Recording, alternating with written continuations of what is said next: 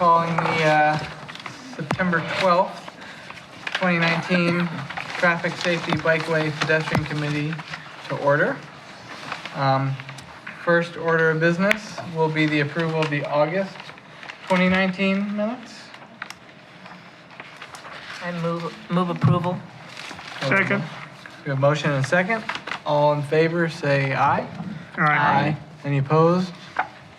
No opposed and no abstentions. Okay, the next item on the agenda is the appearance of interested citizens. Yeah, sorry. Yes?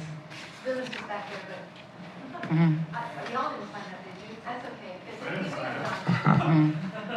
He's not interested. Yeah, he's not interested. Maybe he's gonna go out the door, I gotta close it. Okay, state your name and city of residence.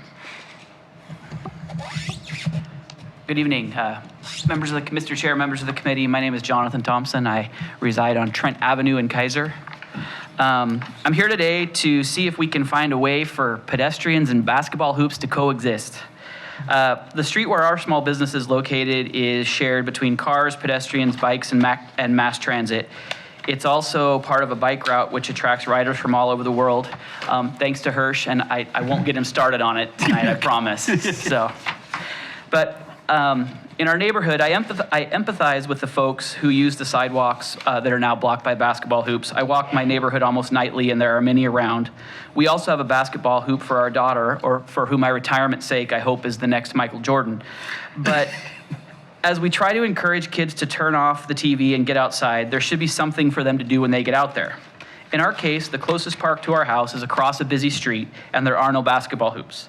The closest school to our home is across two busy streets, and the hoops are tucked back behind. It's not a place where our daughter can be without close supervision. I appreciate the ordinance that was passed by the council being dealing with basketball hoops being complaint driven. That is a positive step. Next, it is my hope we can figure out some kind of a safe harbor. So after a complaint is filed, hoops can still be available for kids and sidewalks can still be kept open. My suggestion is that in places where typical hoops are an issue, families be allowed to set posts on the sidewalk. In this case, the sidewalks will be available for both groups, both pedestrians and basketball hoops. Assuming we come up with a workable plan, my family would be happy to install one as an example for others who may want or need to go that route. So what I'm here today to ask is for us to get creative and see if we can figure out how kids can play basketball and people can still walk down the sidewalk. So I thank you for your time, and I'd be happy to answer any questions you may have. What do you mean by putting posts in the sidewalk? I mean, drill a hole in the sidewalk and stick the post in it. You put it just behind the curb. As you know, with the current basketball standard, they're 3.5 or 4 feet long, and they block the whole sidewalk. Right. And they're heavy. And could you just, and then if you just right behind the curb, drill the hole, I mean, you're talking about not even a 6-inch post. Right. Drop it right in. Yeah. That you could take in and out, No, or that would be permanent. cemented in? Permanent. I mean, for all intents and purposes, I know there's been discussion on the current ordinance about these basketball hoops being portable. If you do as the manufacturers instruct and you fill them with water or sand, they're not portable. So, I mean, I understand that they have wheels, but they're not portable, so. Is this? On the Okay, agenda. so this is on our agenda later, right? Well, it's, Under new business. yeah. Yeah. So, we could, I don't know if we want to. Did you have any idea what that, you're talking about the individual property owner, homeowner, putting that in front of their house? Do you have any idea what that would cost? I do not. You know, I think it would probably, a lot would depend on what the requirements, I mean, I'm sure there's going to be some kind of a requirement for, to make it safe and all that, and, you know, locating and not drilling through a sewer line and all that kind of stuff. So I'm sure, I think that all depends on what the regulations look like. Committee members?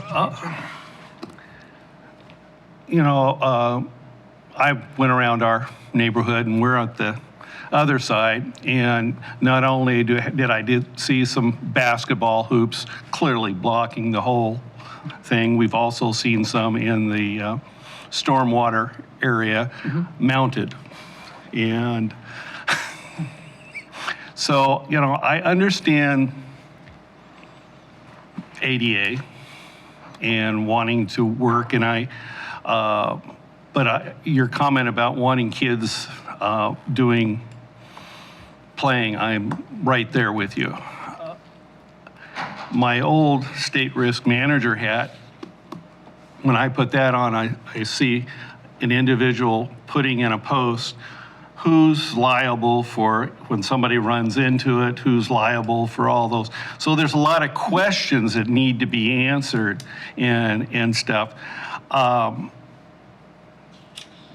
me, this situation was a complaint driven, which bless their hearts.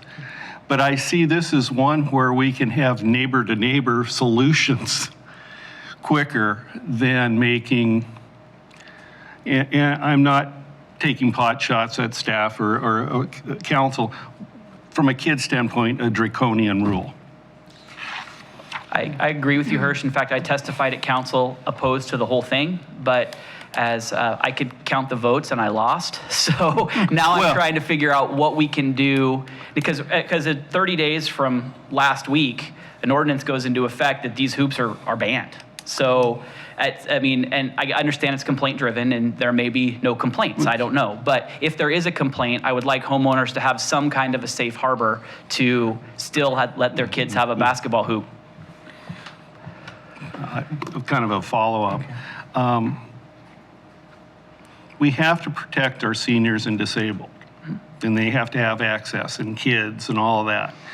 And most of them are in our neighborhood on cul-de-sacs, low-density streets and stuff, where there is a lot of walking. And so we want to protect them and have access. I don't know if a rule is the best thing right off. I always think education first, and a good educational through the city, the neighborhood associations, that, hey guys, look at your basketball hoops. You know, is it screwing up the flow of the stormwater drain? Or is it blocking? If somebody was a wheelchair, and we, in our off of Willow Lake, we have a couple kids that are in wheelchairs. Is it blocking? And then if that doesn't work, then some more negotiation, and then a rule. That's my thought on that, but there you go. I'm finished. I have a question on, I don't know if Mike can answer it or Bill. Would cementing in a post like that be stable?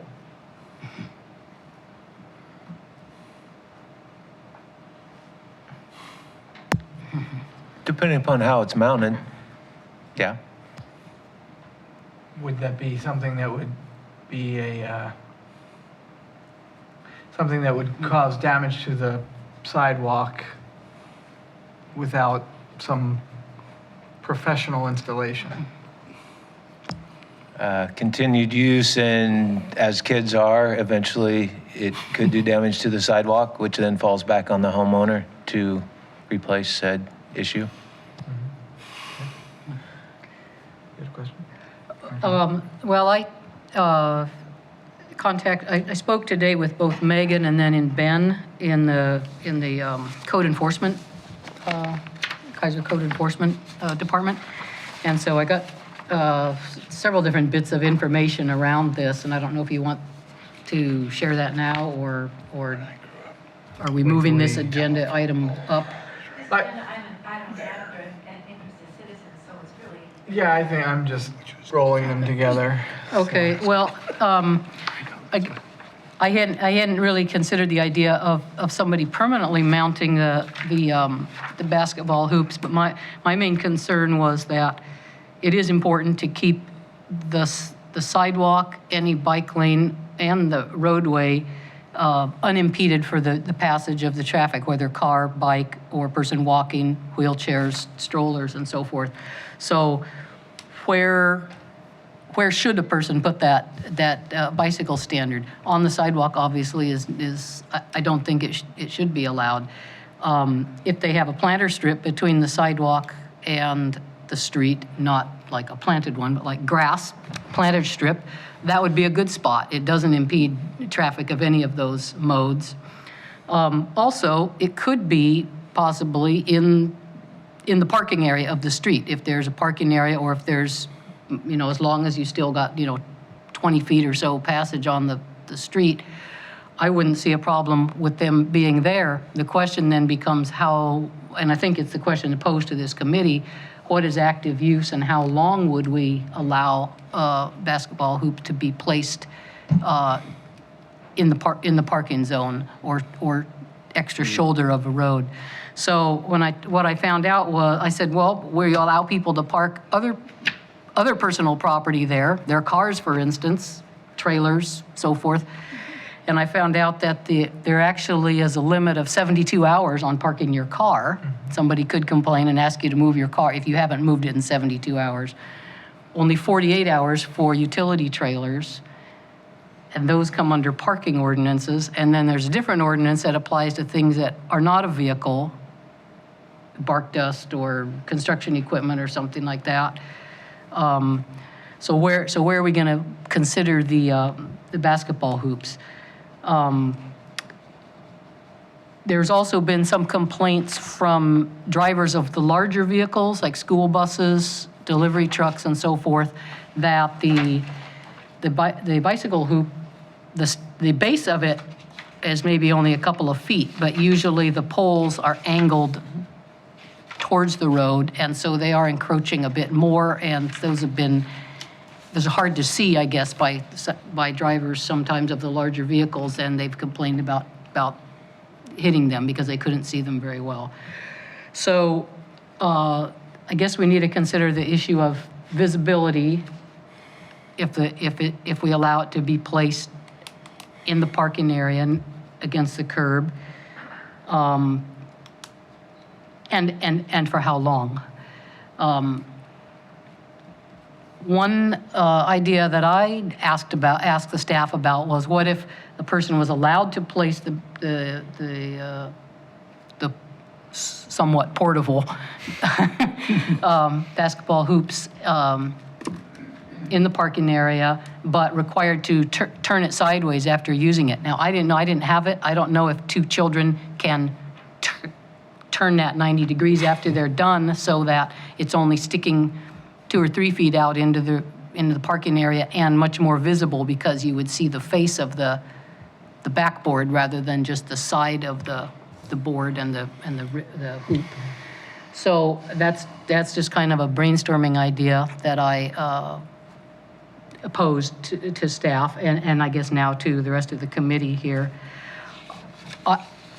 My view on it was overall that the guidance to council would be, let people place them where they can on or adjacent to their yard, as long as it's not impeding the sidewalk, bike, or cars.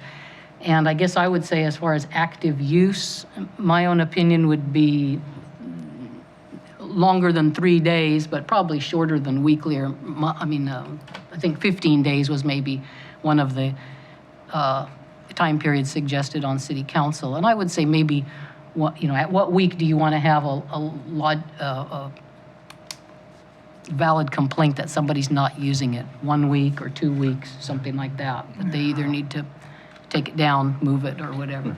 So I think that, so that kind of recaps what I found out from talking to staff today. So Jonathan, you were saying this installation could be a kind of a multi-family use thing. Who would then be responsible for it? I'm just using myself as an example. The basketball hoop that sits between my house and my neighbor's house, we went together and we bought it, and his kids are now, one of them's out of the house and one of them's on the way out of the house, and my daughter's 10 now, but it was we bought it together as two families, and it sits there, and we all used it and still use it. The neighborhood kids use it. I don't know that you could dictate it be, I mean, that's going to have to be, like Hirsch says, neighbors working it out. I don't think you can dictate that, you know, each block can have one and you guys have to get together and decide where it goes, you know, but just to follow up with what Committee Member Fisher said, my hope with, I understand now that they're allowed to be, under the new ordinance, they're allowed to be in the street as long as they're moved by 10 o'clock at night. But that doesn't really get at the stormwater issue because they're blocking the drain there. So that was my thing about mounting it just behind the curb, that it wouldn't block the sidewalk or wouldn't block the drain. That's what I'm. I like it. I think that the time got excluded from that they didn't set a time between. Yeah. Oh, you okay. didn't? So there is no time, so you're back to that active use part Okay. in it, which pretty much allows, as long as they're using it, you know, Right. Okay. most of the time. I might have glazed over by that point in the meeting. Well, if we're just talking, it sounds like a good idea to me. It's better than having them in the street, which we have. It doesn't really bother me much one way or the other. I thought, well, where were they? Well, we had them on street corners every intersection when I was in Portland. But I was just thinking, the neighborhood I grew up in, I can't think of anybody with a sloped driveway. Everything was level. So now I notice I'm walking down the street, you can't play basketball in your driveway because it's not, I mean, a lot of them anyway. It's not level. Councilor Kohler? Thank you, Chairman DePlazzi. Mayor Clark asked me to bring this to the committee. Part of the reason is they were trying to determine what is active use, and I thought rather than have the council sit for 20 minutes and try to figure out what active use is, this would be a better committee to determine what that might be. The ordinance also calls right now for a reflective strip to be put on the standards so that it might be able to be seen at night if it's out in the street. So that is in the ordinance. But the question that was posed earlier is, can we put those in the sidewalk? And I think Bill Oyer might be a good one to ask about that and see how he feels about it and what, Public Works thinks about that part of it. But what we're asking this committee to do is really figure out how do we allow all those things to coexist? Because we want our kids to be able to play, and we also want people to be able to use the walks. So that was your quest. Well, Jonathan, would you mind letting Bill? Not at all. Thank you.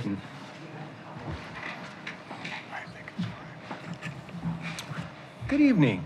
Basketball hoops in sidewalks, behind sidewalks, on sidewalks. Clearly temporary ones, no. Permanent ones, or I'll call them permanent, okay? Nothing is ever permanent, as we all know, but we'll call them permanent. I see a couple of options that would be acceptable to Public Works. One, as Mr. Thompson mentioned, drill a hole in the concrete, excavate a hole, set a post in the ground, concrete it back in, put your standard up, play basketball. The other one would be to set the post behind the sidewalk and then an arm that comes out over two face of curb or into the street, whatever the homeowner chose to have built. And again, that would be concreted in place. I think that it's important that the full 5 feet of sidewalk be maintained in either scenario. And so if the pole is put behind the sidewalk, you've got the full sidewalk there. If it's put behind the curb or somewhere in the actual sidewalk, then the sidewalk should be widened by a foot. I'm going to say a foot just for discussion purposes. It might not be a total of a foot, but I think that generally that's going to be safe in an area that provides a full 5-foot sidewalk on both sides of that post. That would be acceptable. I see it possible to bolt one to the sidewalk with a big enough plate and, anchors drilled into the concrete. Probably the widening of the sidewalk piece will deter a lot of those installations because that plate's going to have to be pretty sizable to hold up a basketball standard. But that's the 3 options I could see, Mike and I have talked about it, that would make sense on how that could be done. And I don't see that we would be in opposition to any of those as long as the full 5-foot sidewalk is maintained in that area. What about mounting them if possible, if they're there, street lamp posts or No. power poles? No. The streetlights, for the most part, are owned by the power companies. Power poles are owned by the power companies. I'm going to guess they're not going to give permission for that. They could ask, you could ask, but instinctively, I'm going to say they're probably not going to want to do that. Okay. Maybe a pole, but certainly not a streetlight. Hirsch? Or was Pat Go ahead. before? Oh. My question is back to liability. Who would be liable for damage, maintenance? Well, Hirsch, that's ultimately for a court to decide. I think we all know that. Yeah, But given that per city ordinance, the maintenance of the sidewalk is the homeowner's responsibility, I think it's primarily going to be the homeowner. okay. We I all just know wondered. how things work and how attorneys go after the big pockets and Yeah. all that. No That's- guarantees. That's beyond us. Exactly. But I think, because of the ordinance and the way the ordinance is written, that liability first goes to the property owner. So also if the person, some of our neighbors over in our neighborhood with it, blocking the sidewalk with their completely, they would be in violation of a federal rule, would they not? I honestly With the don't know. ADA. I believe that would violate the ADA standards. Right. Whether there's a law around that in that situation, I don't know. But one in a wheelchair could file suit. Potentially, Yeah. yeah, potentially. And the whole goal behind the sidewalk, the change to the sidewalk ordinance is to keep the sidewalks free and clear. That's the goal.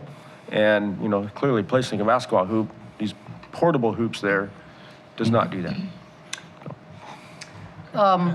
Would you have a permit system for something like that then? They would petition to your office, show you a drawing, or you go out and look at where they're going to place it, front of walk or back of walk, and what they're going to do to retain the full use of the walkway, like extra paving, like you said, might be needed behind?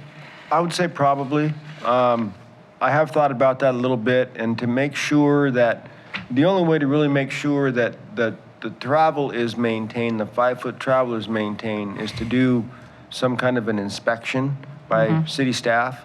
I guess that would be a permit, something along those lines. I would feel better if we did have that, yeah. Yeah, I know that I don't want the Public Works Department or Public Works staff to approve a design for a basketball standard that says this is adequate and this is going to stand up. I don't want us to do that. That's going to have to be on the property owner to come up with a design. I'm sure it's not overly complicated. You drill a hole big enough, you put a post in there, you fill it full of concrete, it's going to stand. But from the sidewalk standpoint and maintaining the 5-foot width, I think some form of a quote permit would be necessary. I'm thinking there are a lot of basketball standards out there now that, if you've passed the ordinance today, it's going to be a long time before all those others disappear, so you're probably still going to have to be dealing with the ones in the street and on the sidewalks now going forward for a while, unless you say, okay, we're going to put tickets on everyone that's, and require you to install it. So I think you're still going to have to deal with The movable ones. Yeah, with the movable ones. Oh, it's complaint driven. Yeah. Well, and I have that's two what of them I- on my street, and everybody's happy with them. The kids have been nice about it, and nobody's complaining. So they're going to stay there until somebody Till complains someone about it. complains. And that's not I'm not responsible for code enforcement, okay? Who is? Oh. So I'm not gonna speak for code enforcement and how they would handle it, but from the sidewalk standpoint, it's pretty simple. It can't be there. It just can't be there. Get it Okay. off sidewalk. Yeah. Now, in the street, that's a whole different discussion, and I'm just not gonna get into that one because it's not my area, and you know, the determination of active use is a pretty Right. Yeah. Yeah, broad if you get 3 weeks of statement. rain, you're not going to be using it, you know?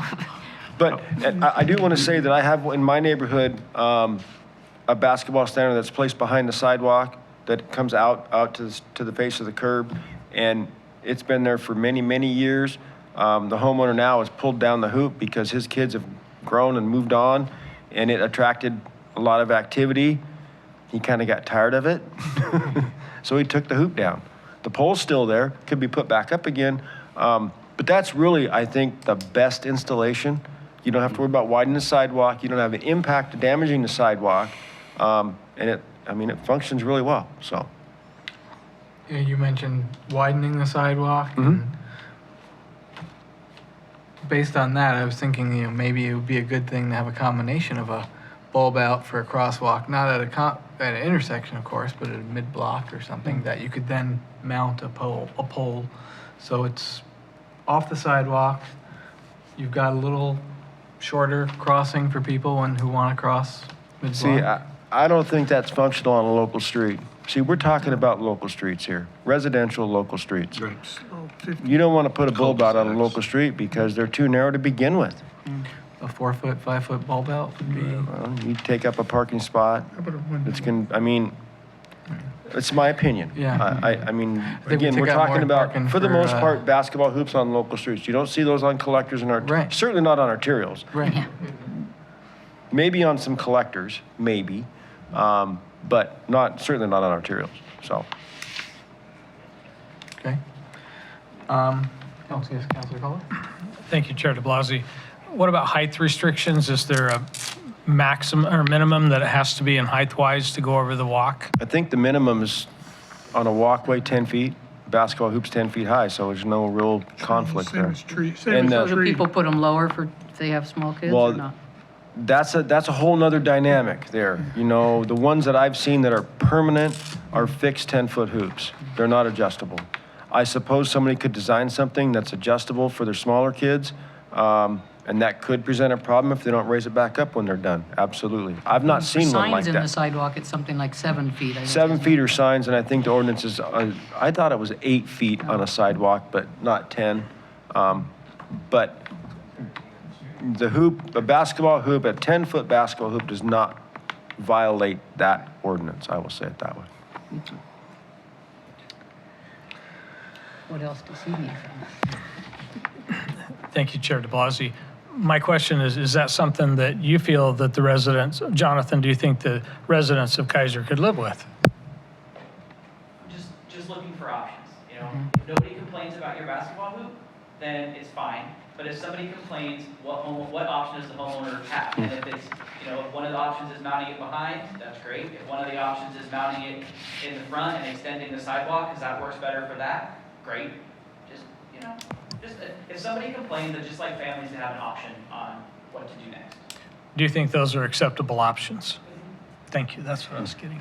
So if someone does complain and we give someone options like that, I would assume we'd have to have you're gonna fix it by X date. Well, of course, Yeah. and it turns into an enforcement thing. And we always give notice, we have to. We have to give notice, we have to give them an opportunity to comply, so. Okay. Sure. I'm kind of in agreement with what I'm hearing, but there's one thing, that kind of bothers me a little bit is that I think being driven just by complaints, there's a certain unfairness in it, but that's the way we have to in Kaiser. I know that's the way it is. So with that in mind, I really think we should have a little bit of a community education through our neighborhood associations and other media saying, hey, take a look at your basketball hoop. This is coming down the pike. See if you, instead of basing it on complaints, a little education. I really believe a good number of the homeowners will say, I better go out and check check and do that. And do that before we do any regulation. But I like what I'm hearing as far as being able to have it in the streets and and protecting the sidewalks for those users. But, you know, first thing somebody's going to say, well, that person over there doesn't have to do it. And I just like to get some education first. Does a complaint have to be from a person, anybody, not just somebody in that street or neighborhood? I was told that it could be a complaint from somebody in Portland. We don't check residency. Right. And one other thing I want to point out, that the ordinance, the new ordinance also requires reflecting. That's what- Now, there are two vehicles that come in close to the curbs throughout Kaiser. You know, the sanitation trucks and our wonderful street sweeper. Post office. And the post And the office, mail. yeah. So with that in mind, would having it what we're suggesting reflective be okay? It's okay as a car parked in the street when the street sweeper comes around. Right, okay. And it's okay as when the car's in the way, the garbage truck picking up the garbage cans. And if it's blocking, they don't pick it up. I mean, it happens. Okay. So, does anyone have any suggestions for this active use period?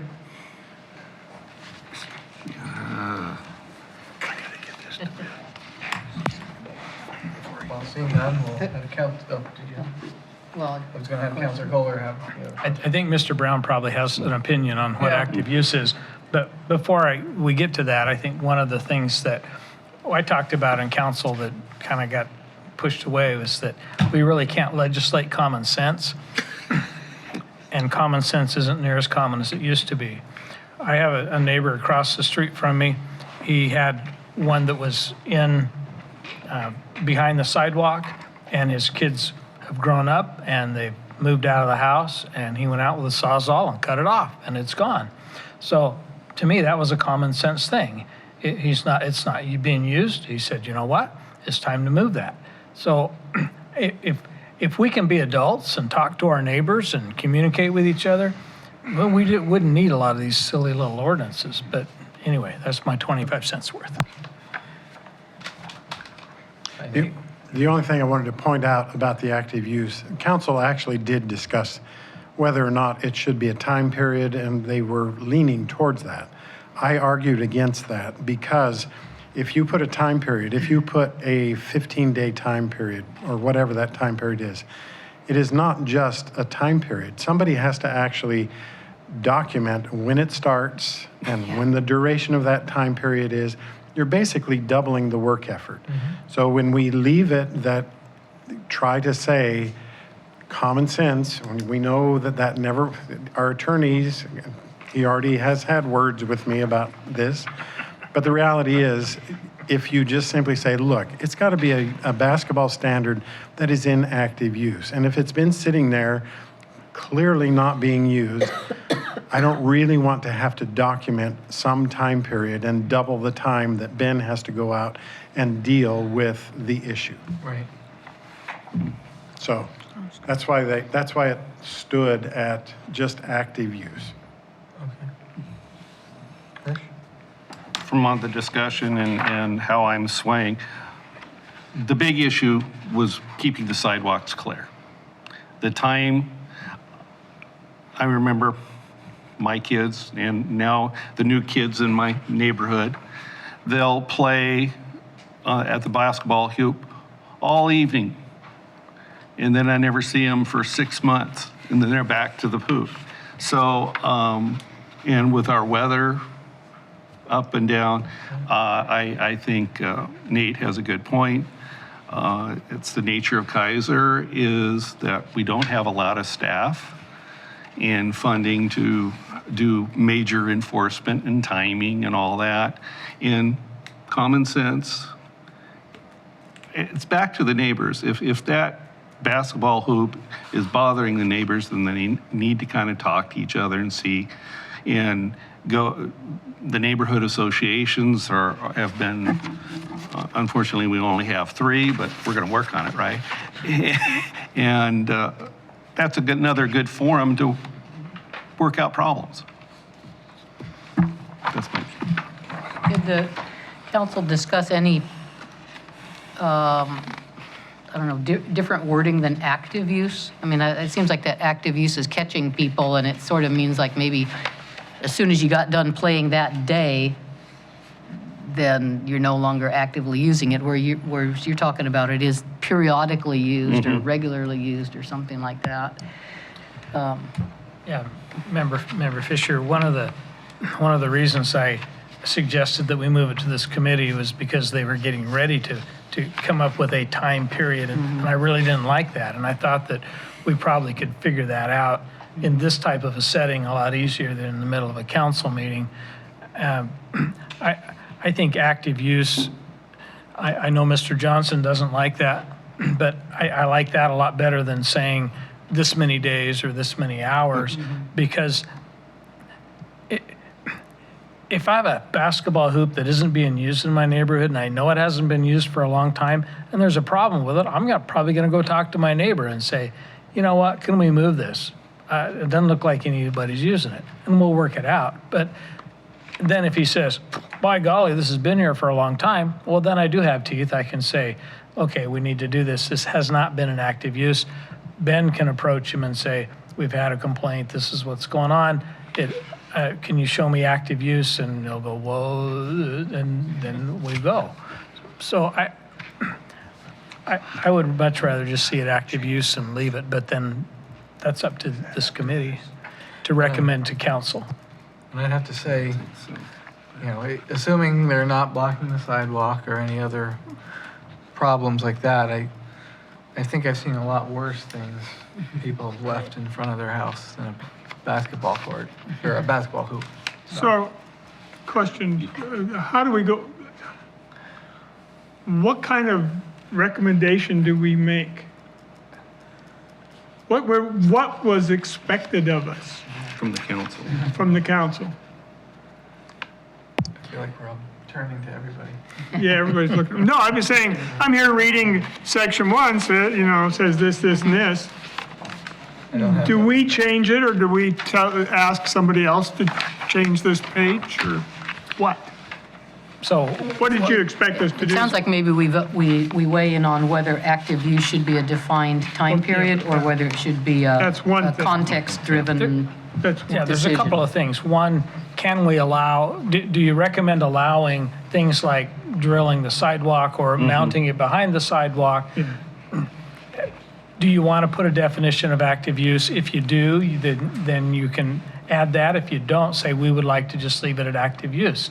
So they're looking for recommendations of what you think would be safe. And then somebody else will rewrite this. Mr. Chair, Okay, that's what I wonder who was writing what. if I could, I sent you all emails this week, and the mayor's request had nothing to do with the active use. Her request was for you to find alternative ways to be able, for children to have their basketball hoops that would be ADA compliant. That was basically all she said. I think this committee could make a recommendation to council saying something like, when a complaint is lodged against a hoop, the owners of the hoop be given the option to install the poles on either side of their sidewalk as long as the sidewalk remains 5 feet wide, or something along that line. I think what she's looking for from you is a recommendation to keep the sidewalk clear but still allow children to play.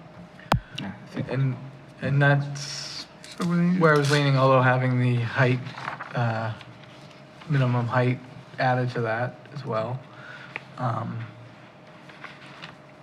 Does that sound reasonable? If we get it into a sentence. Sure. Well, Yeah. I bet Debbie could do that. So we're talking about, Bill gave 3 options that were okay with Public Works, probably. Assuming the lawyer likes it. The game lawyer, not the name lawyer. Yeah. Yeah, right, okay. I just wanted to mention, if we proceed, move forward with this, and we do create a permit system for these, part of that will be informing the property owners of the height restrictions. So we don't have, Already in place. It's Okay. already part of the city ordinances, so that doesn't need to be addressed as part of this as well. Okay. Okay, so it seems to me there's two pieces. One is the active use issue, That we're and not, the, That we're, The word- not charged with weighing in on. well, we don't, Nothing about active use, but she asked for you to. okay, so we don't, if we don't say anything about it, it's fine the way it is. Everybody okay with that? well, if that's the direction. Personally, I like the word, leave it at active use or regular use. Yeah, I'm and fine just with leave it that, at that. But that's a side discussion, it sounds like. yeah, you have something? Guess I would make a motion that this committee supports allowing homeowners to install a basketball hoop mounted in the sidewalk, subject to guidance and permit from Public Works Department. And Well, allow them the use of the street too. or on the other Well, side. that's for permanent, yes. No. And that this committee recommends allowing the movable bicycle, basketball hoops to be allowed next to the street or in the street, as long as it does not impede pedestrian, bicycle, I or think that's- motorized traffic. And that is, yeah. I think that's already. Subject to, what's it called, complaint-driven enforcement. Well, So or, we could just let it go. I don't think we need that because that's what we've got. The other, so Okay. the ordinance that was passed actually has to come back for a second reading, allows them in the street, as long as they're being actively used. The big question was, what about the sidewalk? In what circumstances could they be placed within the realm of sidewalks? And we, And The post. So if what I heard you say is that as long as they can sink a post in the sidewalk, as long as the 5-foot width is maintained, is that correct? Yes. Or they can mount it either in a planting strip or behind the sidewalk and project out over is fine. Acceptable. Is that what I heard? I think that's what we need. yeah, right. Make a suggestion. Yes, Councilman. How about allow homeowners to permanently mount standards in or behind sidewalks per permitted standards? Ooh, nice. Well, I want to say who's permitting it. The city. Well, Yeah. the city. Yeah. yeah. As long as the width is maintained. I think that's the key. That was the question about what do you do about ADA access? Well, my motion is a little bit different, though, because in my motion, that I'll see if everybody agrees with, I do want somebody from city staff to go and visit with that person, see the place, and say, yes, that spot is okay. And here's what you need to do. Well, how they replace it is okay. In other words, make sure that the width is preserved. Width is So- preserved, the height is honored, the type of arm that they're planning to use. They couldn't put it at the back and have the Right. ball dropping like right on the sidewalk, I Okay, don't think. if we say with a I get it. permit system, Public Works will draft what the permit requires. So we don't have to get involved in all the details of that I permit. just said that they need Yeah. to But that's agree, what I though. said, per permitted standards. because Per- then yes. they're going to put permit requirements together. Okay, Which that's, ones your committee? I don't want to talk about the ones in the street. I don't want to, Well, it doesn't sound like we need Most to do. because it's already in the ordinance. So all we Okay. have to do is talk about putting something permanent in the sidewalk, Yeah. maintaining the 5-foot width so, as permit, and then following the permit standard.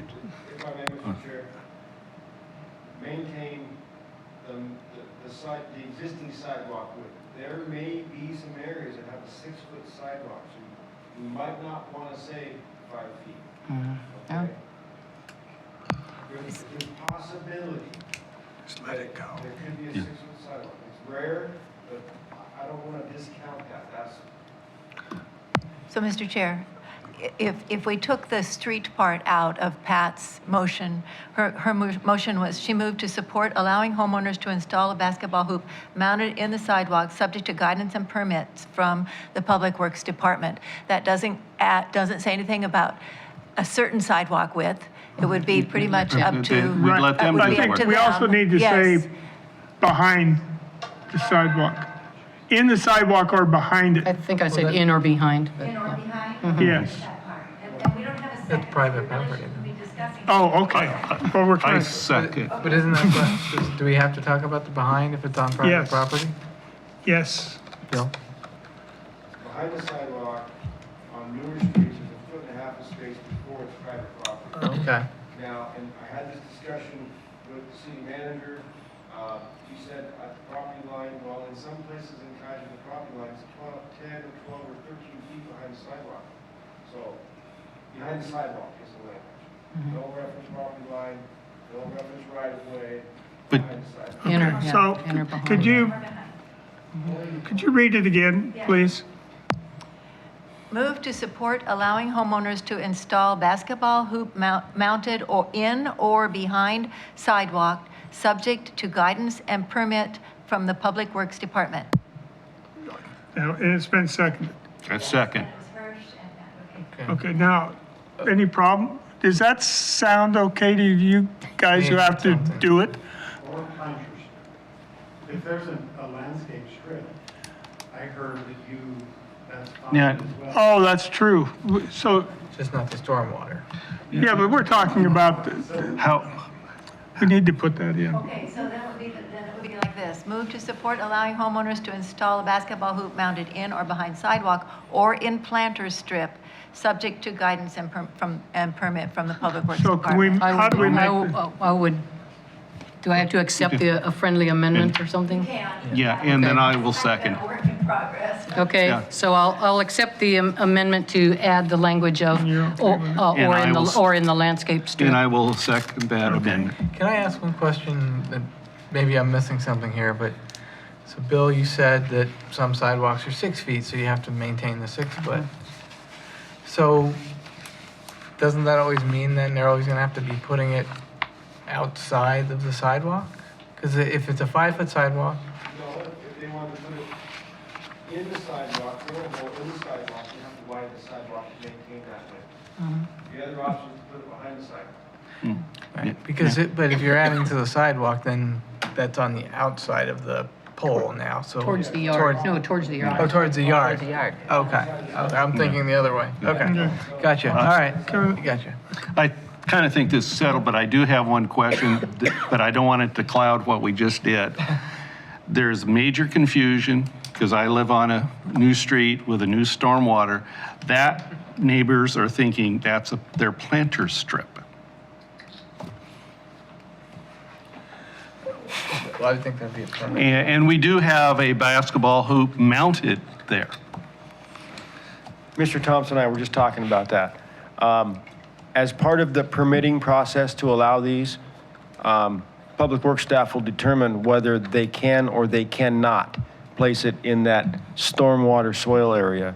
We have some of those facilities built with filter fabric with drain rock enclosed inside that filter fabric. We can't just have that fabric disturbed.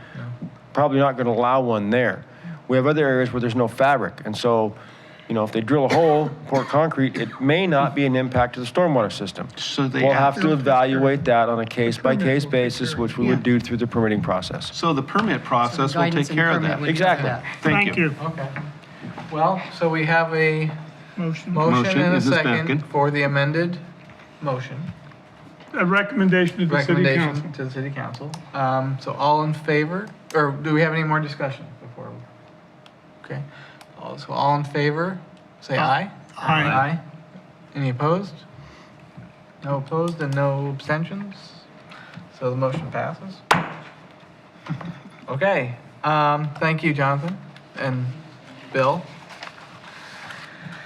So, we have, and I don't know if it's a moot point now, Debbie, now that it's, Okay, so we were going to just move some things around on the agenda, bumping up the ADA ramps and added crosswalks mid-block to the next agenda item.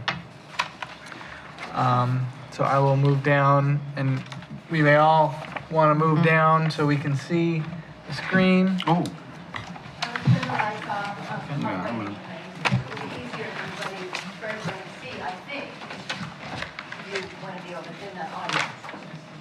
I think you can just use the arrows to go up and down. There's no mouse.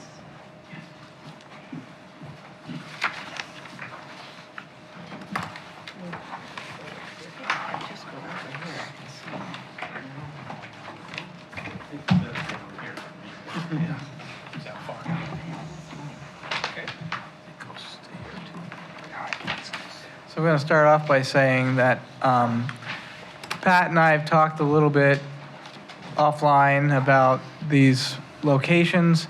She sent me a list of locations. I took generally her list and added some additional ones. So right now there are two maps. One that was printed off of a plat map that was based solely on Pat's recommendations. And then, as you can see on the screen, I did something in Google Earth, just adding a whole bunch of pinpoints. So, now, Debbie, I can't bring hers up on that, right? No, I didn't know you want to. Yeah, okay, that's okay. So let's talk about Pat's first, since that was the You'll have that in front of you. yeah. So we have, let's see, 1, 2, 3, 4, 5, 6, 7, 8, 9, with a option for one of them of 2 different locations. And the area extends from just north, well, Plymouth Drive, which is just coming into town, so at the south end of town, all the way up to just south of Lock Haven. Pat, could you talk about your reasoning for these locations? Well, I could talk about the reasoning for each individual one, but I guess I'd like to back up a little bit first Sure. and say that I think the reason it's important for us to talk about this again tonight is that the city council. No, that's okay. The others are automatically on this one, your push button, but let me just do this. There. Oh, sorry, I don't want you to. The reason I think it's important for our committee to talk about this tonight is because the city council is considering the approval of the River Road Revitalization Plan on Monday. And I think I would not be able to attend that meeting, but I think it would be important for us to send 1 or 2 of our committee members to testify at the city council meeting about the revitalization plan and the fact that the idea of pedestrian crossings is barely touched on in that plan, and yet it's so integral to how the future conditions up and down River Road would function in the future, whether it's for mixed-use development, different types of commercial development, and so forth. If as the plan says, they want to not have conflicts between the different modes of travel, and they want people to be able to access these activity areas, these crossings are going to be very important. So that's why this committee knows I was already interested in this issue, but now I think it's very timely as they look at it in the plan, because if we don't have better recognition of this in the revitalization plan, then it may not translate to the transportation system plan and translate into pursuing future investment to actually get some of the enhanced crossings built. So that's kind of the lead up. Pat, can I just interrupt you briefly? Sure. Nate can't be here all night long. I know he wants to be, but he does have some input that is good base information. So we have been talking about this issue. Your letter is in the packet. Well, it actually didn't make it into the packet, but it will be as part of the record. And so all of the discussion that you have had is part of the record, and that is being incorporated as part of that record. I did send the information to our consultants because there was, at the Planning Commission, there was some discussion about what the motion should be and whether this should be included in that motion. It was, I was not there, but I did I did watch the meeting.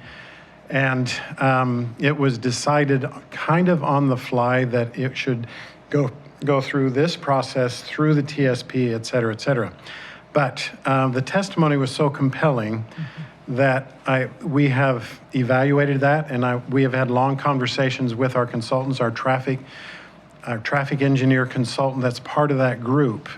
For example, I shared your letter with her, and today she responded with, I haven't looked at these specific sites on Google, but I can tell they've been well thought about and they're very astutely referred to. They've very, if I could read, it'd be helpful.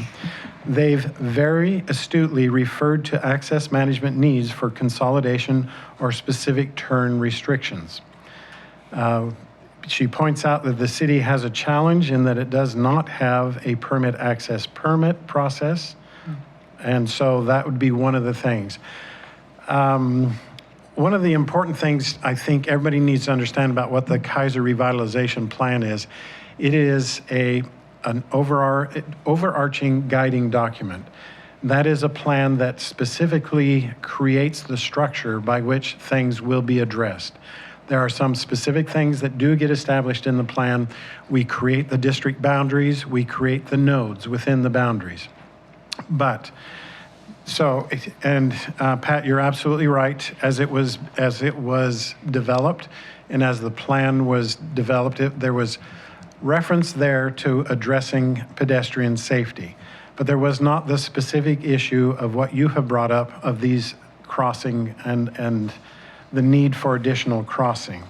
And so I just wanted you to know that as we have written the staff report and in the packet for council, basically the final recommendation is that the council open the public hearing to consider the proposed adoption of the Kaiser Revitalization Plan, comprehensive plan map changes, zoning map changes, and Kaiser Development Code amendments.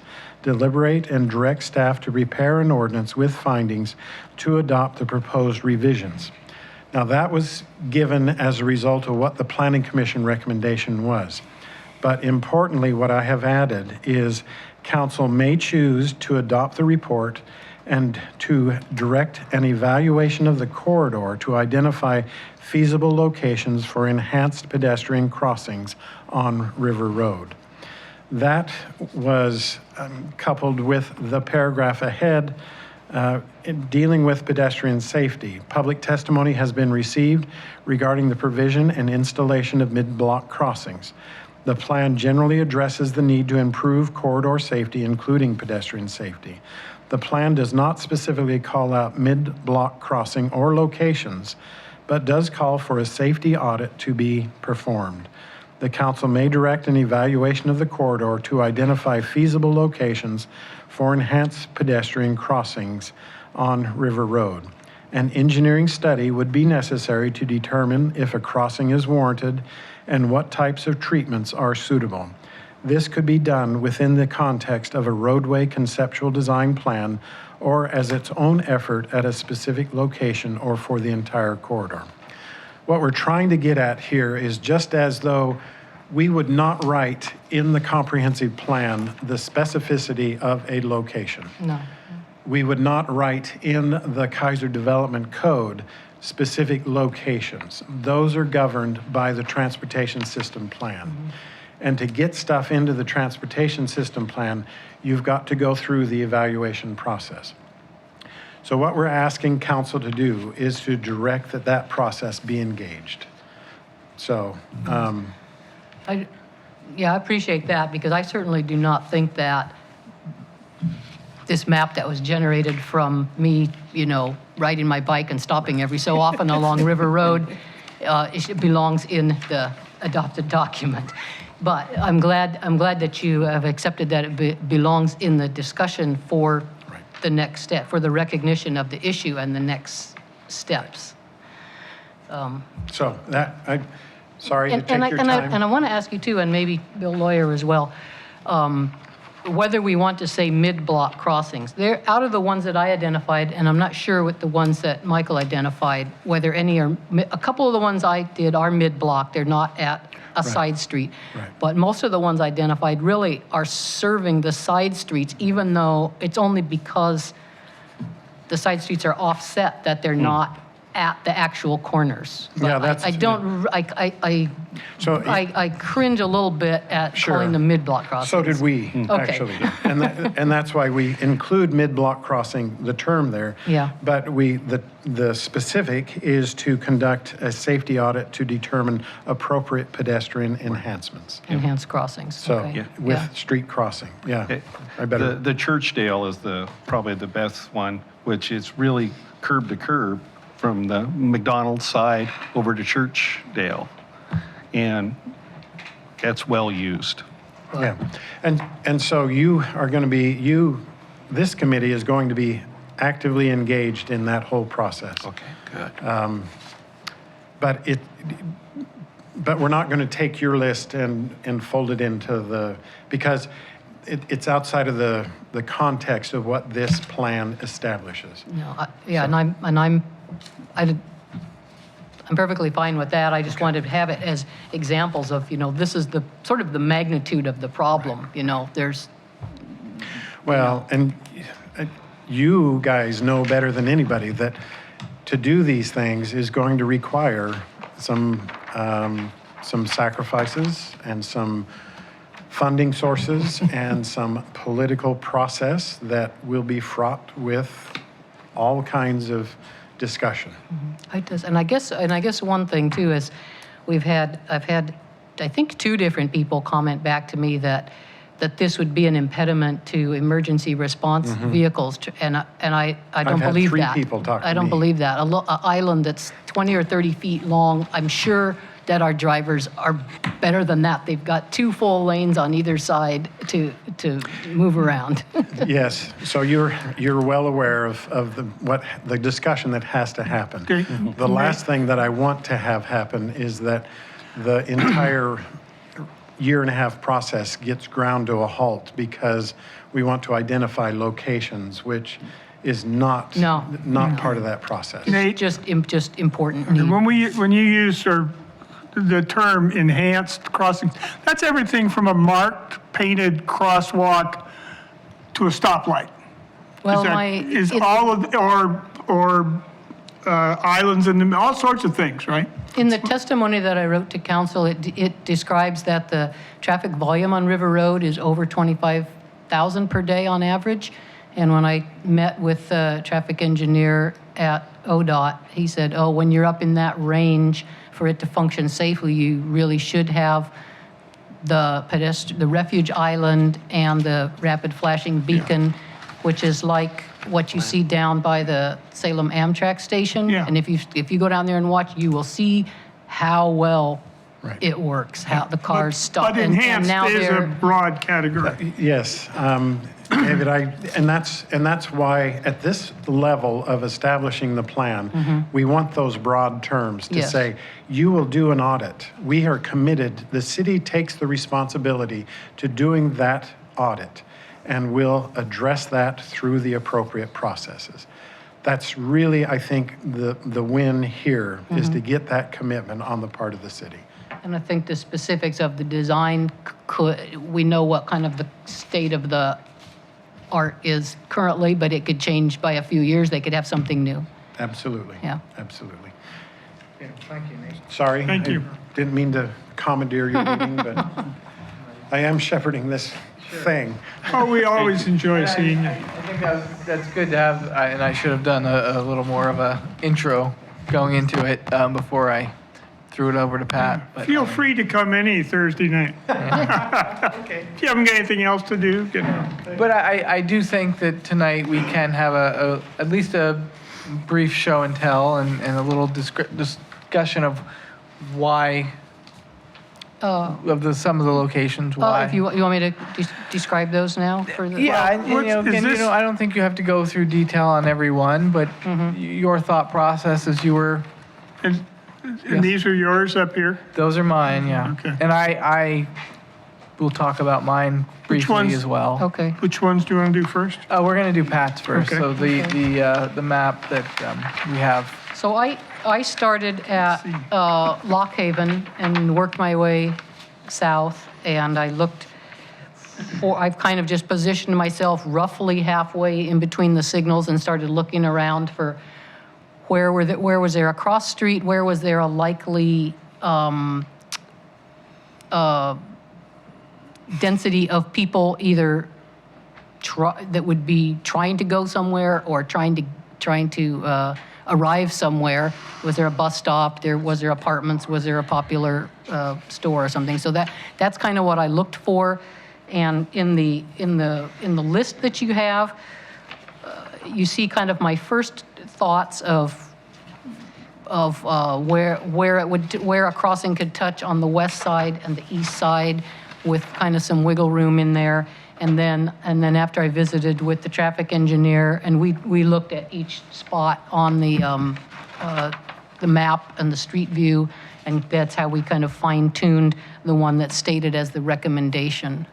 So it kind of worked and said, oh, okay, obviously some, or if not all of these, would need field check, but from what we could tell from the map, he advised on whether it would be better north side of the street or a little bit south.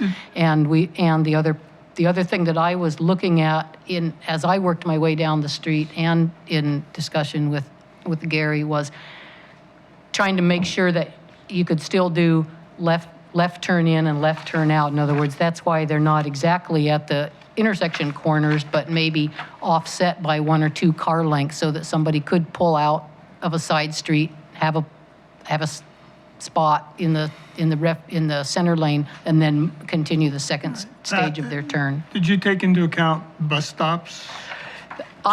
We did on some of them. I probably didn't catch all of them. No, I just, Yeah, I think there's that's places very I've never seen the important. bus stop, and there's places it always stops, so Yeah. it seems to be, at least when I'm behind it. Well, certainly, Thank you. yeah, more bus stops are more or some bus stops are more popular, and that may be something that the bus agency can inform us on too. And I guess the last factor that we looked at kind of was, did some of these properties did they only have one driveway? Or did they have I saw more than that, one? yeah. So was there opportunity to place something where maybe one of their driveways becomes right in or right out only, and they had another one that could serve the opposite direction of traffic? So we looked at that a little bit. Obviously, it would have to be field checked and all kinds of negotiations once you get further along in the process and got into actually proposing a site. Okay, well, and so, thank you, Pat. And mine is up there. I'm gonna make it a little bit smaller just so you can see a little bit more. I very similar thought process going into it. I will say I think Pat put more thought than I did into it, but I was definitely focusing on bus stops or apartment complexes or known, busy cross sections. Certainly avoiding places where there are traffic lights already, because it's already a signalized crossing. My area of interest was broader. I started from the same spot at the bottom of town, but I worked a little bit on Cherry, because Cherry, while not as broad of a street, can get pretty busy. And for those of you who know the business offices down there are people who try to cross, and you've got people turning onto Cherry from the Parkway, so they're not necessarily paying attention to pedestrians. And I also moved up towards past Lock Haven As you probably all know, people driving on River Road going north, they feel like it's time to achieve escape velocity on that road because it's faster, wider, and they're almost home. So I thought having a few crossings there, especially near the apartments that are on both sides, but mostly, I think they're mostly on the east side of River Road. What's on the east side? Apartment complexes. You can see them right in through here. There's a bunch on, Yeah, I didn't look at Wheatland. I don't know if that's even something. I mean, I live on Wheeler. there's plenty of traffic over there. So. I've never had to wait more than 20 seconds. Yeah, across I think Wheatland. it's certain times of day it's busy, and then the rest of the day. Well, it's- it's because of the way that the signals work so well that you get clumps of cars and then you get nothing. Yeah. I would mention though that your River Road, the speed limit is 40 once you leave Lock Haven, it's 40 from there? Yeah. It's yeah. 40 from Lock Haven north. Right. To Perkins, and then Perkins, it's Yeah, if the 55. Perkins on, it goes to Yeah. 55. But, you know, I walk, and I live up there, and I walk down by the parks down there. I don't think I've ever seen more than, like this summer, 10 people total Walking. on River Road. Well, it's not. Well, no, there's sidewalks. and there's Yeah, but you feel exposed walking, especially on that part of River. Well, I was thinking in the park, you've got one by a park, and there's another park on the other side of the road that people more apt to go to, so. I will tell you that, you know, when we're, oops, sorry about that. Yeah, that area. So I live in the Gupser neighborhood. You're able to cross the creek up here Yep. and get through. And I've tried to go cross River Road over here by bike to get to parks and to see people up in here. And Well, it ain't crossing easy. River Road's difficult. Yeah.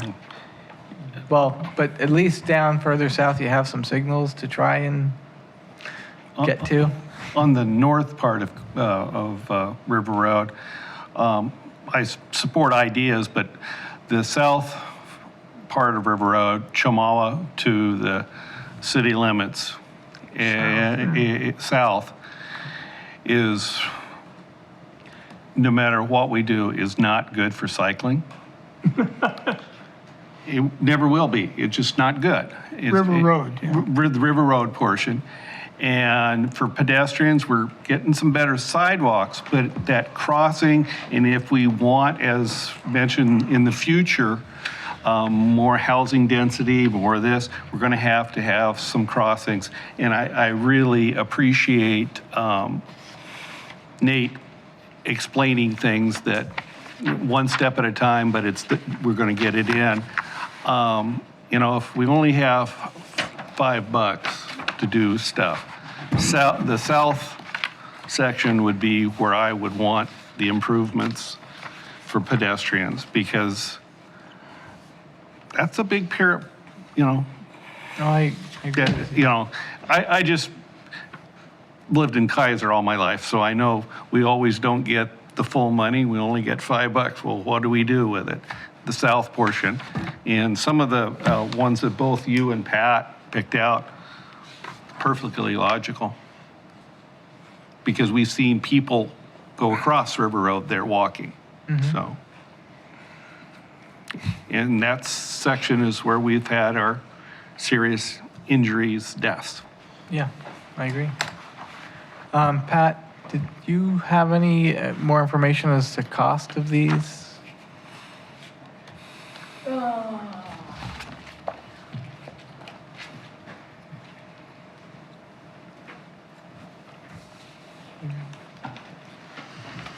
Yeah, I think that does get in a much future phase of the discussion, but I think the rapid flash beacon with a small refuge, I think those are running like $80,000, $90,000, something like that. So that includes the island, it includes the signs with the flashers on both sides and in the middle. Okay. Well,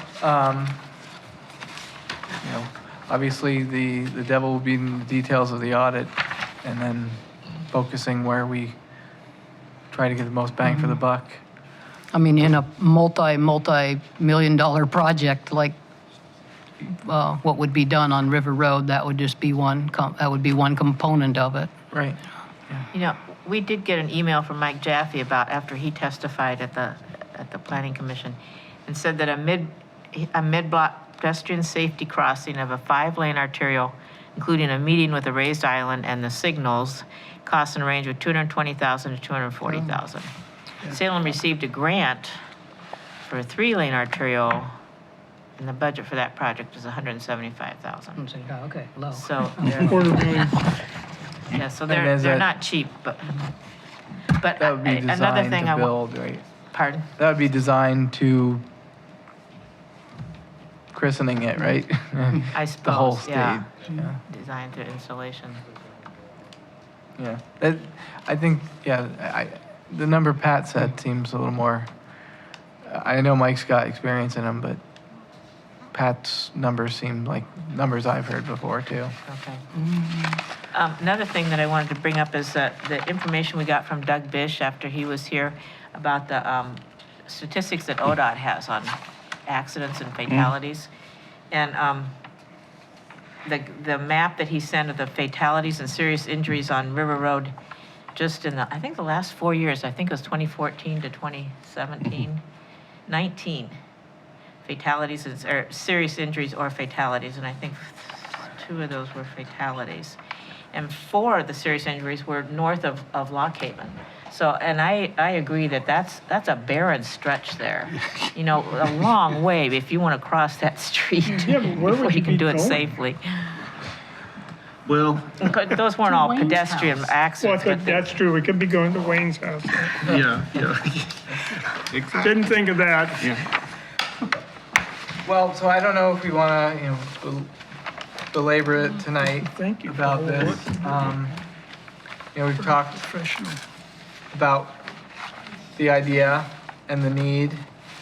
We've also talked about how the River Road project it's a goal for that project, not a specific location. So I'll be sharing my map again with Debbie so she can share it with all of you. Thank you. And you can feel free to red mark it up as much as you want. Do we Okay. need to, based on what Mr. Brown said, then do we need to appear at the council meeting, or do you think that it's incorporated? Or maybe Councilor Kohler, you can advise. I think it's up to you. Oh, I would think he incorporated your email, so that would probably be from you personally. But if Yeah. we wanted to endorse that or support it, we could, It yeah. never hurts, but it's, if by some chance we can't, I still feel confident these concepts are going to move forward. We can also request our council liaison, that's part of our liaison's job, is to pass on the committee's thoughts to council at the next meeting. That'd be scary, wouldn't it? I trust you. Nate read his recommendation to council to staff. Yeah. Yeah, Okay, So- That's what he read, that's his recommendation to council. Yeah. okay. it really covers the points that we wanted, but it never hurts to have any committee come in to council and do their committee report. I'm going to be there anyway on behalf of the West Kaiser Neighborhood Association. So if you want me to just put in a plug for Nate's recommendation, I can do that on behalf of the committee if we Yes, agree. thank you. Yeah. Okay, I think that's a, okay. Okay, so moving on. Bike lane. Yes, the bike lane at Kaiser Elementary. well, Can I ask one other Oh, question? yeah. Officer Lede, do we know of any statistics for pedestrian injuries along River Road or deaths? Well, those were not necessarily pedestrian. They were car Traffic. fatalities or injuries, yeah. So. So what I will say is I'm our local collision reconstructionist. Have been doing it for about 25 years, both in Kaiser and outside of Kaiser. Most of the fatals that I've responded to within Kaiser have not been incidences outside of crosswalks and things like that. Actually, most of ours have actually been within electronic controlled crosswalk areas. Some have been DUI alcohol related, others not. Failed to obey traffic control devices. So as far as outside the scope of that, my personal opinion as far as just off the top of my head without going into a data study again, would be really it's not outside of our crosswalks where we have our issues. We just have the inattentive driver in the crosswalks. Thank you very much. And I would say, you know, I think the goal of our committee is to create a safe environment. So even if there's not collisions that result in injury or death, we do see people trying to cross River Road in an unsafe fashion. And it's only, I guess, by sheer luck that we haven't. And we do know, and we do have documentation of one death between Sunset and Orchid with a little boy that followed his mom across the street. Yeah. And if I may respond to that one also, they were extremely close to an electronic control crosswalk, and unfortunately, it was chosen not to utilize it at the time. Some of those things that, if I may caution the committee in some ways, is we do not want to give pedestrians a false sense of security. And our electronic control devices in our intersections are probably some of our most secure that we can possibly have, because that's the most understandable crossing as a driver that we know of. Do you remember how far away from that signalized crossing? Off the top of my head, I'd probably say less than 200 feet. That's probably about right, because there's a cross there.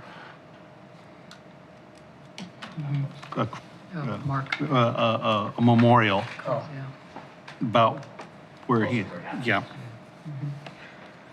okay. Moving along to the bike lane at Kaiser Elementary. Bike lane at Kaiser Elementary, Pat and I haven't met, but school just started last week, and kindergarten just started yesterday. I was kind of informed by my insider, don't go over there, Dad, and start taking pictures on the outside without getting a permission from the principal. So I haven't followed up with the principal. I have an email, but she hasn't gotten back to me. However, I did walk over there yesterday and just kind of watch. And yeah, there are bikes, there are cars parked. Not so much in the morning. They're pretty quick and gone, but cars in the afternoon for pickup.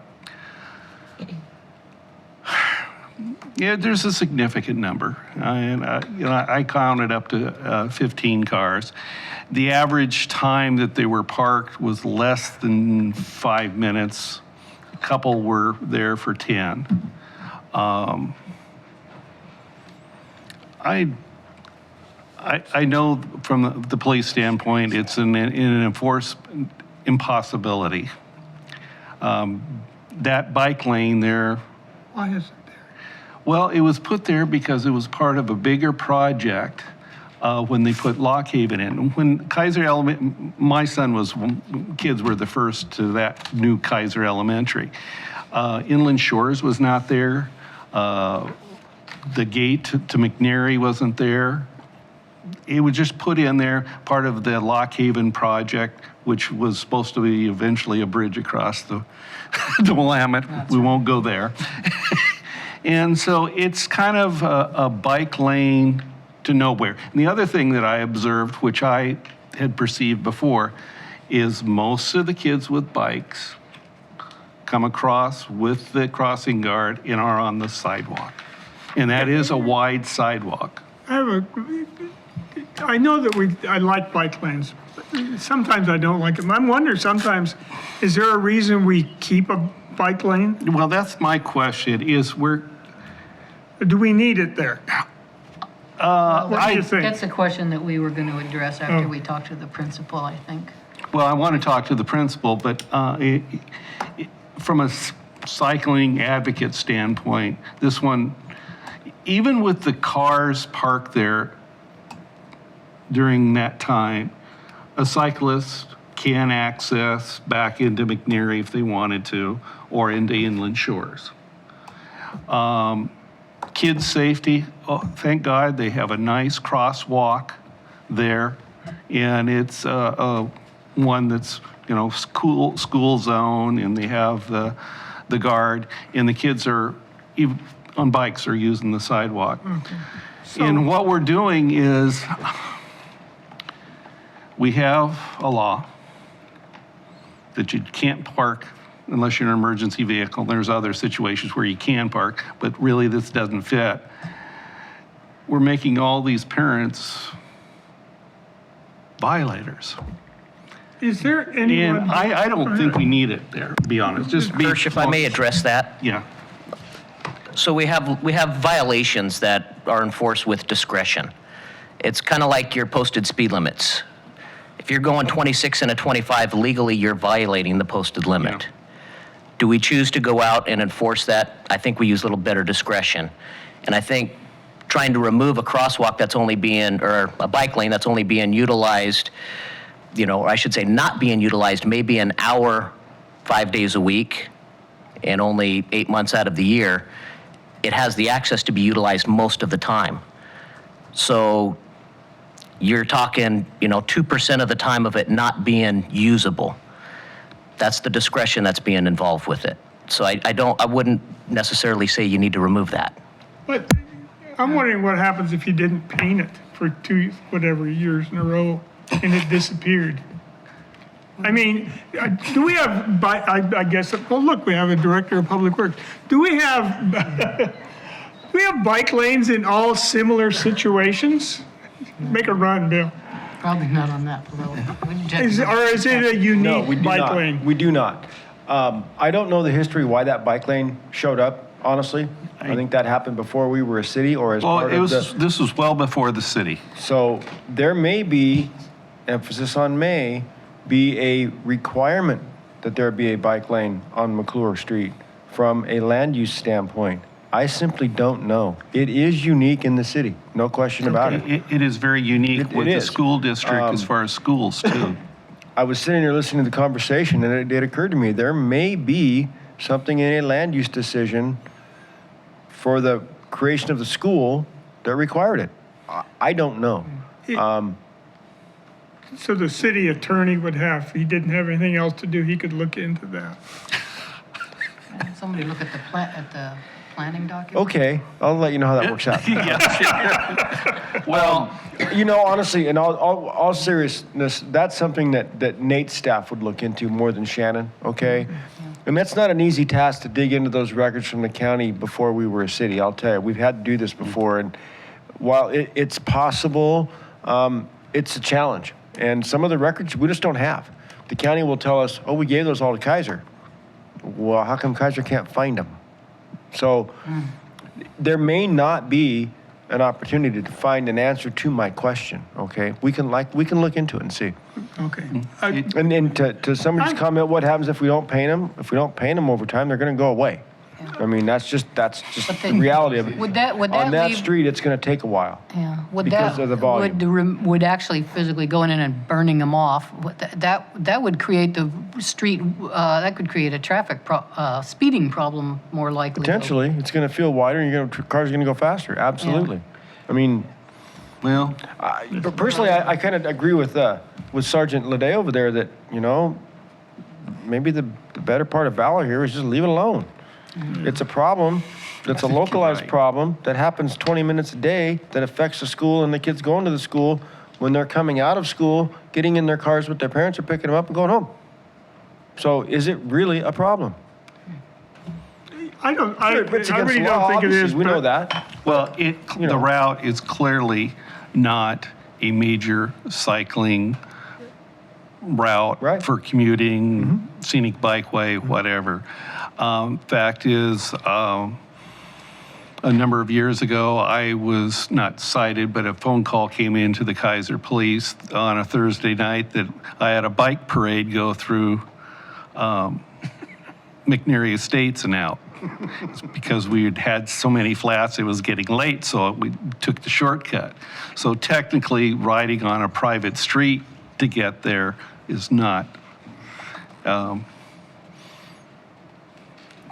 It's not a bike route It's there. frowned upon, is it? It's frowned upon, is it? Frowned upon. Well, at the time, I guess I had a bike Anybody in parade, McNary four of us, a bunch of guys in Lycra, I guess, looked kind of weird, but Well, I'm kind of I'm not a law and order specialist or advocate. Well, yes, I am. I don't like rules that you let people break in terms of then it's up to them to decide when they get to break that rule. And I understand your position.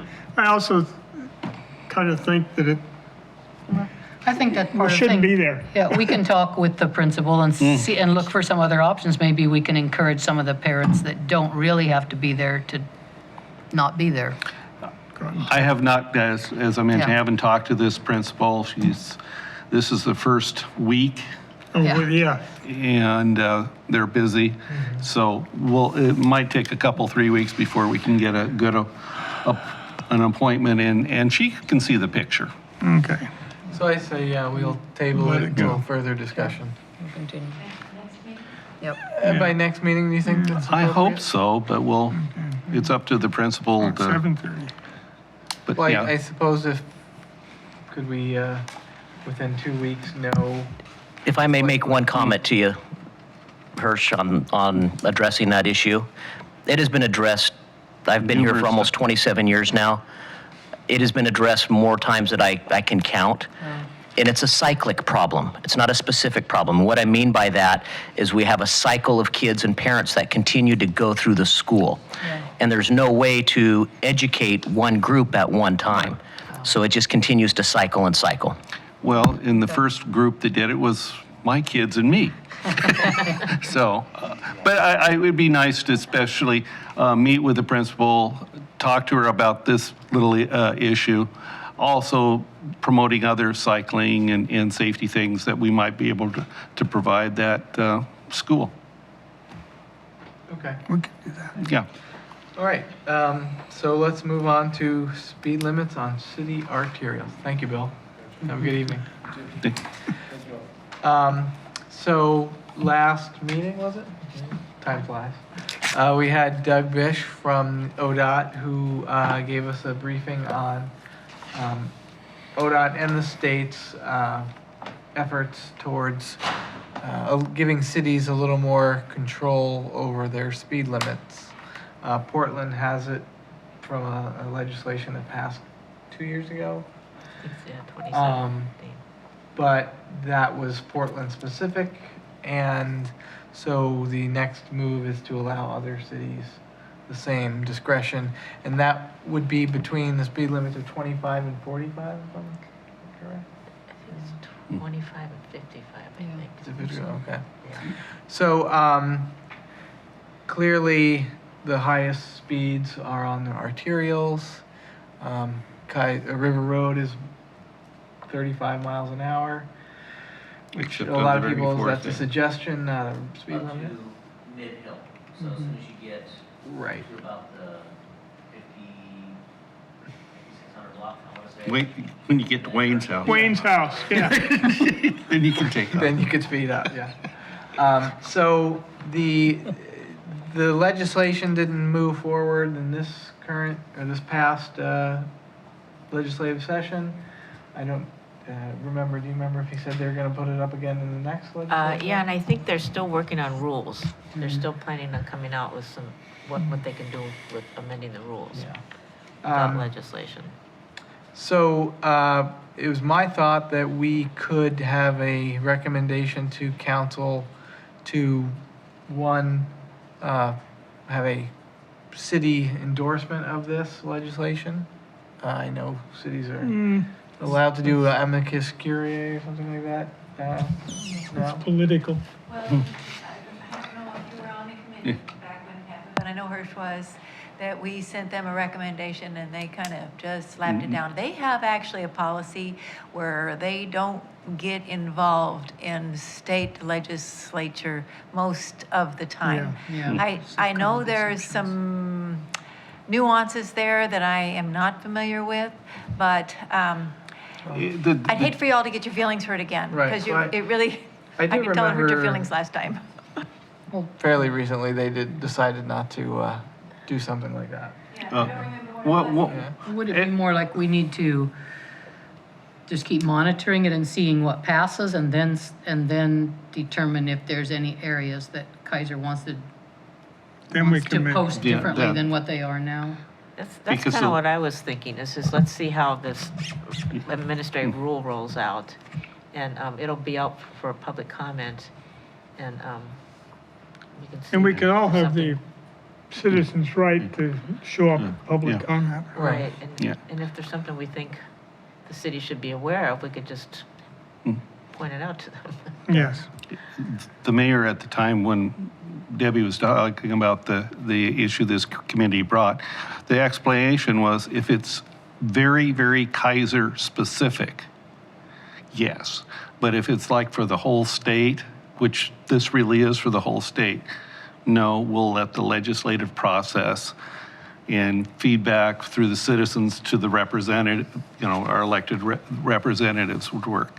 But once it got, like you're suggesting, once it's done, let's see how this will apply to Kaiser. This committee could work on it. Okay. Okay, So, we'll wait and see. okay, so I guess that's that. We'll wait and see on how the legislation passes or not, and how the rules are written, and then we can make recommendations on locations. All right. That looks like brings us to number 8, the project reports. Pat, do you have anything for Parkway path signage? I don't have anything new on the Parkway Path signage. I was kind of working on this other River Road thing instead. And as far as the trash receptacles, I didn't bring it up earlier in the discussion with the bicycle hoops, but I've kind of got my eye on what happens with that. In speaking with Nate Brown's staff earlier today, I did kind of ask about that, if they had incorporated the garbage cans, which also people put in the an obstruction in the sidewalk. And he said that had kind of been an intention to address that, but it wasn't addressed in this issue that's addressing the basketball hoops. It's a little bit different, it's a different part of the code, so I think I'll work on that separately and see exactly what's the best way to approach that. The one thing I found out is that something I didn't know before was that the current rule is that the garbage cans are allowed to be in the sidewalk 24 hours before and up through 24 hours after their scheduled pickup time. So I thought so my thought is that maybe for the future, maybe come up with some wording for next month in this committee and say, maybe we want to encourage people to, I don't know, change that a little bit. Councilman. Thank you. My research on that showed that the garbage cans are in the contract with the trash companies, not in the code. And I've been told that too. I've been kind of monitoring one section that I ride quite often, and that's Chemawa Road to Shoreline. And that has been, at least in the past, garbage cans, trash bins being put, and actually forcing me as a cyclist to go out around and stuff. I've seen tremendous improvement, and maybe it's just the garbage companies getting, Lawrence is pretty good. Tremendous improvement, and they're putting them back towards the curb. So I really do have plenty of room And that's one of the most difficult scenarios, with the rain Storm. garden scenarios, where people have the least options there. Yeah, where they can but place if they get it back as far as they can with the curb, and it seems, maybe when they pick it up, they're moving it back or whatever, but it seems to be, at least in the last few months, an improvement. Well, I do agree with Pat that the time allowed seems a little longer than necessary. I think that's what neighbors are for if you're not going to be home. Oh, really? Okay. Okay. Okay, Wayne's not here, so we'll move on to Kathy. He's on doing Cycle Oregon, by the way. Oh, good for Wayne. Hope you're not getting rain. I don't have anything to report. Oh, and I think Hirsch probably knows more about the bikes repair station than I do, so I'll let him fill you in on that. Okay. Okay, so for the other one was NACDO, and similar to Pat, I was working more on the crossings, and now I'm no longer on the planning commission, so I have another night of the month I can do stuff. Oh. Okay, Hirsch? Well, on the bike repair station, the station at the transit center downtown was removed because it was being vandalized and it was parts were broken and stuff. They've repaired it. They have all the tools, and it's in their storage. And I talked with both Roxanne and Misha O'Reilly to hold it for us here in Kaiser. Because we'll find a place for it. The place that we're looking at, not just me, is at Kennedy Elementary and with the Boys and Girls Club. I haven't been able to talk with the Boys and Girls Club, Sue Bloom, or the principal just yet, but that's the first thoughtful place we thought of. If that one doesn't pan out, I know the committee has talked about at Kaiser Rapids. There may be other places, but it's in their warehouse and that has a Kaiser sticker on it. Excellent. Are there any potential business locations that might be open to that? It would be somewhat difficult since that was bought with public funds to be put in a private business. There's issues with that. That's why we got the one here with no problems. They could give us the money there. So that's why having it at Kennedy and stuff wouldn't be a problem. And it is in a, and this is a segue for Kennedy, is that the Safe Routes to School position within the school district being funded by the Council of Governments is moving ahead. I met with Mike Jaffe yesterday, and he's writing position descriptions and things right now and going through the necessary steps, thinking possibly at the end of the year might have something going. But one of the schools that's on the list for Salem Kaiser would be Kennedy right at this moment. So all this kind of may tie into each other. If we can get that there, they had such a successful little bike scoot event this last year, and they got the Boys and Girls Club there. It might be, and they are a Title I school. And if we ever successful getting the Parkway Path signing, that would be a good thing to have there too, at the Kaiser Avenue. Kaiser Road. Kaiser Road.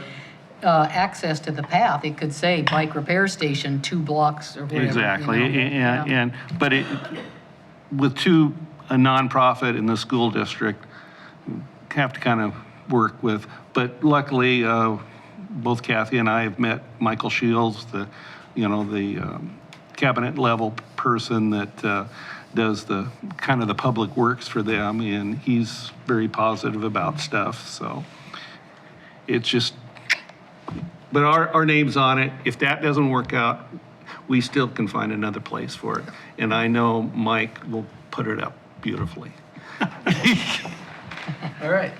Did you have anything else about the bike-friendly business or McNary upgrade? McNary upgrade, I talked directly with Eric Jesperson via email, and he said, it's on the docket, Persh, hang on. I want to wait till the most of the building project's going, and then we'll get right on it.